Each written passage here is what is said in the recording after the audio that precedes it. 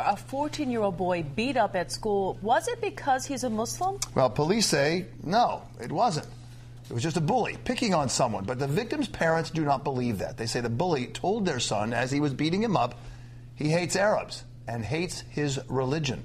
Eyewitness News reporter Aliya is in Staten Island with a story for us. Aliya? And Bill, this 14-year-old boy, as well as his father, asked that I do not use their names or any kind of personal information that would identify them because they are afraid of retaliation.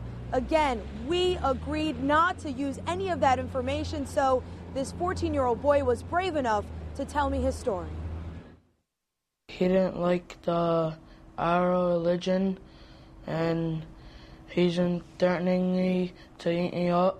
For 3 weeks, this 8th grader says he's been tortured by his classmate, another 14-year-old boy who he says beat him up after first period yesterday morning, making good on a promise. He said, I'll make you hit me by hitting you, and then you're going to hit your axe, so it's going to be a fight. The Staten Island student says he skipped 3 days of school this week because he was afraid. But the teen could only hide for so long. He says his bully tracked him down the day he went back to school.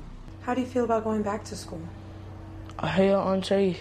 The junior high student spent the day in the hospital surrounded by doctors and police officers. His mouth swelled up like a baseball. His father's heart broke as his son got 8 painful stitches. He cannot eat, he cannot drink, he cannot even talk. That's why police arrested the alleged bully and charged him with misdemeanor assault.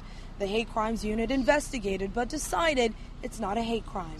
Investigators found the suspect allegedly wanted to prove he was the toughest kid in school. Police say he called his victim a stupid Arab simply to instigate a fight, not as a motive for the attack. But the victim's father believes it was a hate crime, a crime he thought he would never experience. I've been 30 years in this country. All my kids are born here. I never thought that would happen to me.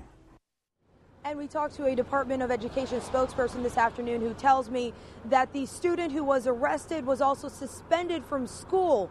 Right now they are waiting for a hearing through the Department of Education as well as that police investigation to wrap up.